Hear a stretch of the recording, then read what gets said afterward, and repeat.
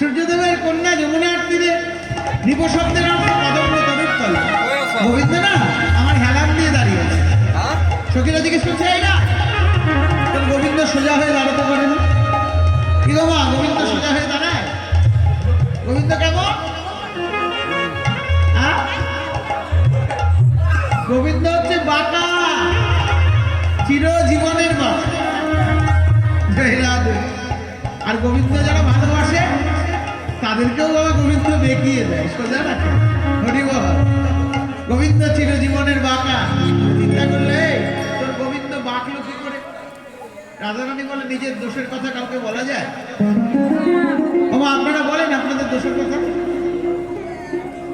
কি? শিকার খান কি হলো?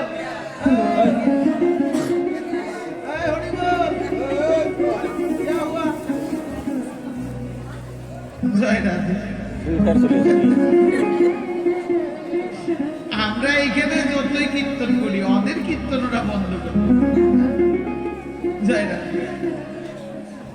তা বললো আপনারা আপনাদের দোষের কথা স্বীকার করেন? সত্যি করে বলেন, দোষের কথা স্বীকার করেন? না, স্বীকার করে যা। একটা ছোট্ট উদাহরণ দিই। ধরেন ওই প্যান্টটা ধুইতে গিয়ে আচ্ছা 500 টাকার চকচকার নোট পাইলেন, কি করবে? ঠাকুর আজকে যে কার দেখে উঠছিলাম, দিন যেন আমার প্রতিদিনই। বাড়ির মালিক জিজ্ঞেস করছে কি গো পকেটে 500 টাকা ছিল দেখছো? তোমার কি দেখে মনে হয় আমি হাবারটা ঘরের মেয়ে? ওইরকম 500 টাকা কত আমার হাতে দিছে, কত নাড়াচাড়া করেছে। স্বামী তো চুপ করে গেল, চাপার জন্য সবাই ভয় পায়। তারপর যখন বান্ধবী বান্ধবী দেখা হয়, ভাই আমারটা যা বোকা, কিছুই বুঝি না, মাসের মধ্যে এমন কত 500 জানতেছি কিচ্ছু টেরি পাই। রাধারানীর ব্যাপারটা সখীদের সঙ্গে দেখা হয়েছে, আর যেই দেখা হয়েছে সখীদেরকে বলছে জানিস দোষটা আমার। একদিন গোবিন্দ কি করলো? বিরজার কুঞ্জে প্রবেশ করলো। আর যেই গোবিন্দ বিরজার কুঞ্জে প্রবেশ করলো সঙ্গে সঙ্গে ওই উঠতে উঠতে এসে সুখ শাড়ি বলছে রায় এরাই তোর কুঞ্জে আর তোর গোবিন্দ আসবে। আচ্ছা তা গোবিন্দ গেল কোথায়? বলে গোবিন্দ বিরজার কুঞ্জে গিয়েছে। তা বিরজার কুঞ্জে যখন গোবিন্দ গিয়েছে তারা দেখাচ্ছি মজা। জয় রাধে জয় রাধে জয় রাধে। বিরজার কুঞ্জে যখন গিয়েছে তারা দেখাচ্ছি মজা। হরি বল হরি বল। কি করলো জানেন? রাধারানী বিরজার কুঞ্জে এসে প্রবেশ করতে নেই, দরজায় শ্রীরামের সঙ্গে দেখা। শ্রীরাম অভিশাপ দিল, রাধে তুই আর এখানে এখন প্রবেশ করতে পারবি। রাধারানী বলছে শ্রীরাম তুই যেমন আমার সঙ্গে অসুরের মতো ব্যবহার করলি, তুই অসুর কুলে জন্মগ্রহণ করবি। কি তুই আমাকে বিনা অভিশাপ দিলি? আমরা তোকে অভিশাপ দিলাম। তুই যখন দাপর যুগে লীলা করতে যাবি 100 বছর কৃষ্ণহারা হয়ে বৃন্দাবনে কেঁদে যাবে। তারপর কুঞ্জের মধ্যে প্রবেশ করে দেখে কোথায় বিরজা, কোথায় গোবিন্দ? একটা নদী, নদীর বুকে সাপ খেলা করছে। এইবার রাধারানী ধ্যান যোগে দেখছে এই নদীটা আর অন্য কেউ নয়, এই নদীটাই বিরজা। সঙ্গে সঙ্গে কি করলেন? ওই বিরজাকে জেনে অভিশাপ করলেন, বিরজা আমার সঙ্গে ছলনা করা এমন নদী দেহ ধরলি, তুই কোনোদিন মানুষ হতে পারবি না। তখন বিরজা বলে গোবিন্দ আমার গতি কি হবে? গোবিন্দ বলে তুমি যমুনা নামে বৃন্দাবনে বইবে আর আমি তোমার দিবে লীলা বিলাস।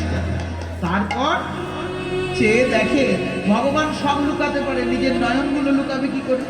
তা দেখে রাধারানী চিনে নিয়ে ময়ূরের বেশ ধারণ করে কি করলেন, চলে আনলেন গোবিন্দ। যে তিনটি জায়গা ধরলেন, গোবিন্দ বলছে আমার ছদ্মবেশ কেউ ধরতে পারে না, রাধে ধরলে শুধু তুমি। তাই আজ থেকে আমি সোজা হলাম না, আজ থেকে আমি বেঁকে গেলাম। আজ হতে জগৎবাসী আমাকে ব্রহ্মপুরারী নামে সেবা দেবে।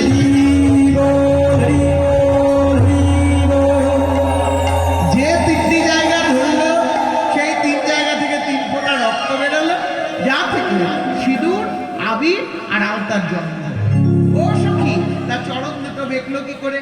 বলে মদন যেদিন বান মারলো কামের জ্বালা জুড়াইতে, গোবিন্দের চরণ যুগল হয়েছে ভঙ্গ। এবার গোবিন্দের রোমকূপের বর্ণনা। হ্যাঁ সখী, রোমকূপ গুলো দেখতে কেমন বলতো? রাধারানী বলে শুনবি রোমকূপ দেখতে কেমন? মানবত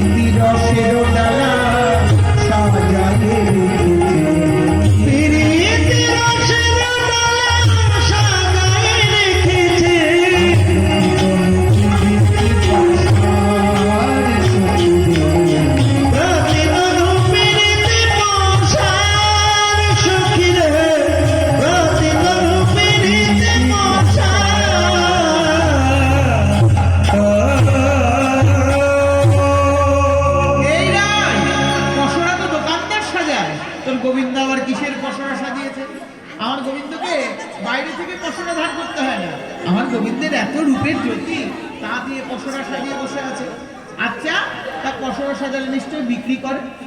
বলে অবশ্যই বিক্রি হয়, তবে জাগতিক জগতের অর্থ দিয়ে নয়, পারমার্থ দিয়ে কিনতে হয়। লল্লমপি মূল্যমী ফল, যার লালসা আছে সে গোবিন্দ পায়, আর যার লালসা নাই কৃষ্ণ কৃষ্ণ বলে চিৎকার করে মরে গেল কৃষ্ণ প্রাপ্তি হবে। ভক্তি যার কৃষ্ণ তার সর্বশাস্ত্রী কর, আর বিনা ভক্তিতে কৃষ্ণ দেখলেই কি হয়। আচ্ছা, কৃষ্ণ পাওয়ার লালসা কোথায় পাওয়া যায়? ললিতা জিজ্ঞেস করছে রাধারানী। রাধারানী বলে ললিতা রে, কৃষ্ণ প্রাপ্তির লালসা যদি তোর হৃদয়ে জন্মাতে চাস, তুই না একদিন সাধুর বাজারে যাস। ললিতা বলে রায়, তোর সঙ্গে তো প্রতিদিনই সাধুর বাজারে যাই, কই আমার তো সেই লালসা হলো না। বলে সাধুর বাজারে গেলেই যে কৃষ্ণ প্রাপ্তির লালসা জন্মাবে এমনটা নয়। সাধুর বাজারে গিয়ে সেখানে একটা জিনিস পাওয়া যায়, কি জানিস? ভক্তপদ ধুলি আর ভক্তপদ জল, ভক্ত ভুক্ত অবশেষে এই 3 সাধনের বল। একদিন সাধুর বাজারে গিয়ে বৈষ্ণব চরণ ধুলা অঙ্গে মেখে দেখিস, তোরও কৃষ্ণ বলে প্রাণ কাঁদবে। ও বাবা, বৈষ্ণবের চরণ ধুলার বড় গুণ জানো? এক গ্রামে এক জমিদার বাস করত। সেই জমিদারের 3 ছেলে, কিন্তু জমিদার বড় চিন্তিত আমার ছেলেগুলো মানুষ হলো। তাই কি করলো জানেন? একদিন নায়ক মশাইকে ডেকে জমিদারির অর্থগুলি সমান 4 ভাগে ভাগ করে 3 ভাগ 3 ছেলেকে দিয়ে বাবার ভাগ বাবা রেখে চলে গেলেন তীর্থযাত্রা। বললেন আমি 1 বছর পরে এসে দেখবো তোরা কে কি করেছিস। জমিদারের একটা বিরাট দোকান, বড় ছেলে তাতে পুঁজি লাগিয়ে দোকানের ব্যবসাটাকে দ্বিগুণ করে বাড়িয়েছে, বাড়ি তৈরি করেছে, গাড়ি কিনেছে। আর মেজ ছেলে টাকাগুলো একটা সরকারি খাতে ঘুষ দিয়ে সেখানে একটা উচ্চ পদস্থ চাকরি আদায় করেছে, সেও মোটামুটি সংসার গুছিয়ে নিয়েছে। আর ছোট ছেলেটা সে গ্রামবাসীকে জিজ্ঞেস করছে, ও আত্মার সদ্গতি কিসে হয়? কি করলে পারমার্থিক জগতের সম্বল হয়? সাধুরা বললেন এক কাজ করো, তুমি সাধুগুরু বৈষ্ণবের সেবার আয়োজন করো, সাধুর বাজারের আয়োজন করো। 1 বছর ধরে ছেলেটা সাধুগুরু বৈষ্ণবের সেবার আয়োজন করলেন বাড়িতে। যা অর্থ ছিল তা দিয়ে সাধু বৈষ্ণবের সেবার আয়োজন, নৃত্য কীর্তন পাঠ ইত্যাদির ব্যবস্থা করলেন। ওমা 1 বছর পর বাবা বাড়ি ফিরে এসে বড় ছেলেকে ডাকছে, খোকা তুই কি করেছিস? ছেলে বলছে, আমি ব্যবসার পুঁজি বৃদ্ধি করেছি। বাহ, তুই তো বেশ মানুষ হয়েছিস। মেজটাকে ডাকছে, তুই কি করেছিস? আমি সরকারি খাতে টাকা দিয়ে একটা উচ্চ পদস্থ চাকরি পেয়েছি বাবা, আমার সারা জীবনে কোনো অভাব হবে না। এবার আদরের ছোট ছেলেটাকে খুঁজছে, ছোটটা কোথায়? খুঁজতে খুঁজতে দেখে ছোটটা গৃহের শেষ প্রান্তে বসে হাউ হাউ করে কাঁদছে। বাবা বলছে, কিরে বাবা তুই কি অর্জন করেছিস? বলে, বাবা আমি ওদের মতো চাকরিও পাইনি, ব্যবসা উপার্জন করতে পারি, কিন্তু তোমার অর্থ দিয়ে আমি কি উপার্জন করেছি জানো? বাবাকে ডেকে দেখাচ্ছে, বাবা গো সারা জীবন আমাদের বাড়িতে যা হয় নাই আমি তাই অর্জন করেছি বাবা, এই সাধুগুরু বৈষ্ণবের চরণ ধুলি। বাবা গো শাস্ত্রে শুনেছি সাধুগুরু বৈষ্ণবের চরণ ধুলা অঙ্গে মাখলে নাকি কৃষ্ণ ভক্তির উদয়। তখন আর বাবা আর ছেলেতে দুইজনে মিলে বসে বসে চোখের জলে মুখ ভাসিয়ে চরণ ধুলা অঙ্গে মাখে আর বলে, আমার এমন দিনার ভাগ্যে হয় কি না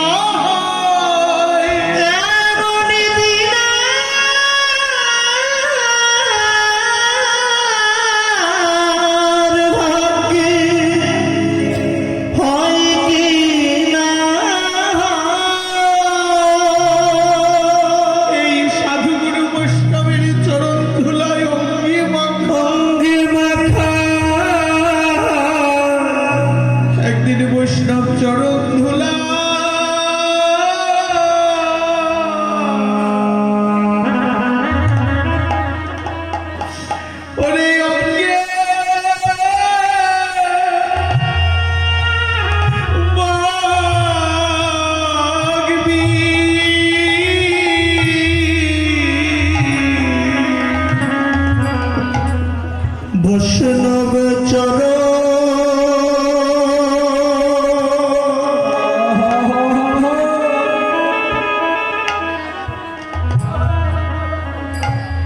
চরণে ধুলা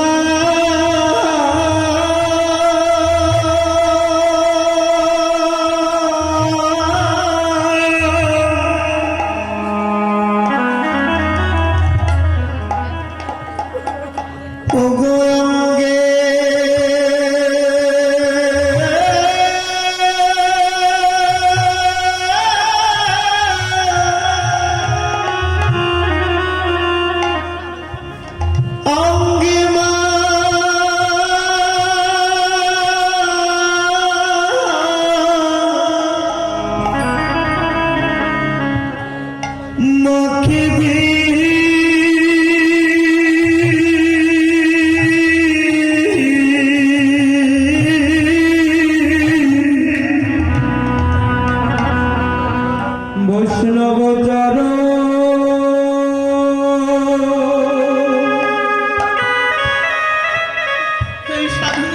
চরণ ধোলা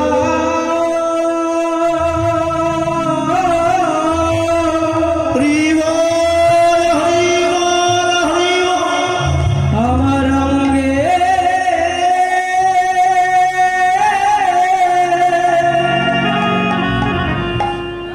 অঙ্গে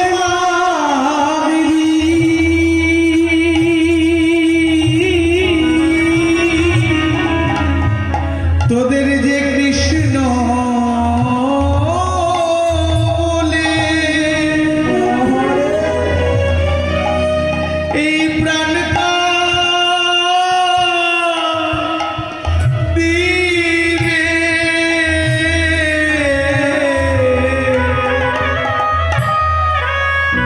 বৈষ্ণব চরণ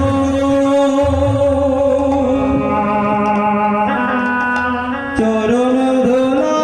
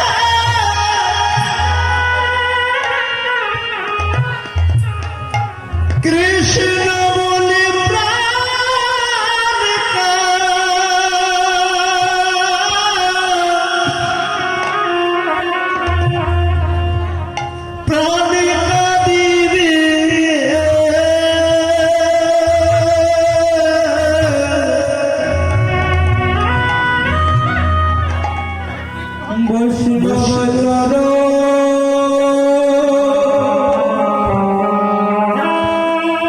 চরণ দোলা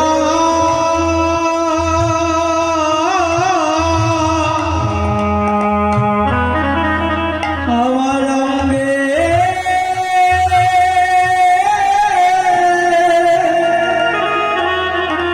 অঙ্গে মাগবি